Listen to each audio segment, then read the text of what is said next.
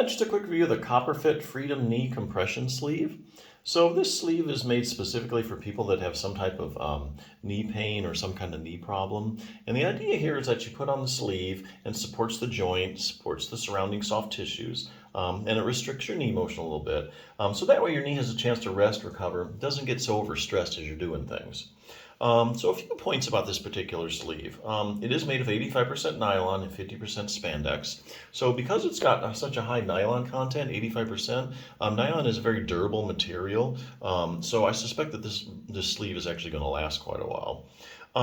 The other thing which I really like about it is that it's machine washable. A lot of these sleeves and braces I've been looking at, they're hand wash only, which is kind of a pain in the butt.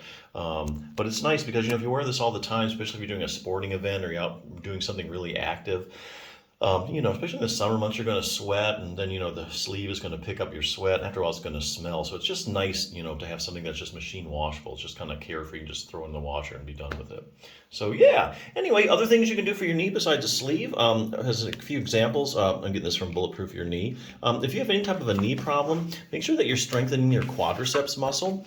Your quadriceps muscle is this big muscle on the top of your leg. It's the main stabilizer of your knee joint. And what they're finding now with a lot of research is that if just about any problem you can name with your knee, you probably have a problem with your quadriceps muscle, meaning that's usually just not that strong. Or some studies are actually looking at CT scans and looking at cross-sectional areas, finding it's actually smaller than it's supposed to be.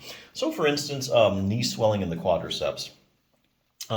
Another study showed that even if you have as little as 20 milliliters of fluid in your knee, which is just over a tablespoon, it's enough to decrease the strength of your quad muscle. So if you have any type of chronic swelling in your knee, it takes its toll on your quad muscle, just not as strong as it's supposed to be.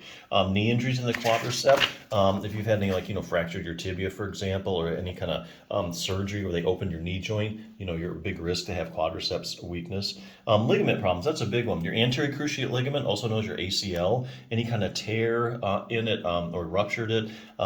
When they look at people with, say, have torn their ACL and they check out their quadriceps muscle, they find there's a big decrease in strength of that muscle. Same thing with the posterior cruciate ligament, medial collateral ligament.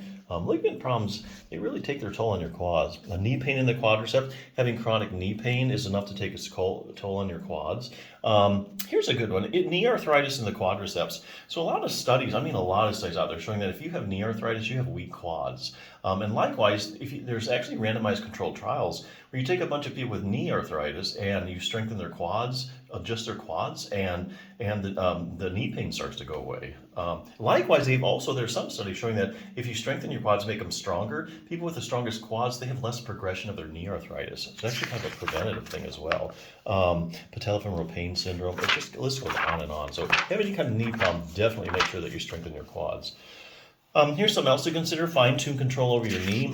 Here they're talking about your hip muscles. There's a few conditions. I know iliotibial band syndrome is the big one. A lot of times if you have problems at the knee area, there's nothing wrong with your knee area, but the problem's actually up at your hip area that's causing the knee pain. So for instance, iliotibial band syndrome is a classic example. Studies show that people with iliotibial band syndrome have weak hip abductors. And hip abduction has a lot to do with keeping your pelvis level as you take a step and brings your leg out to the side.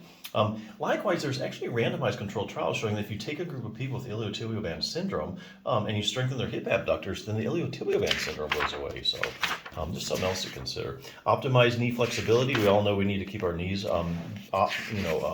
very flexible for optimal functioning.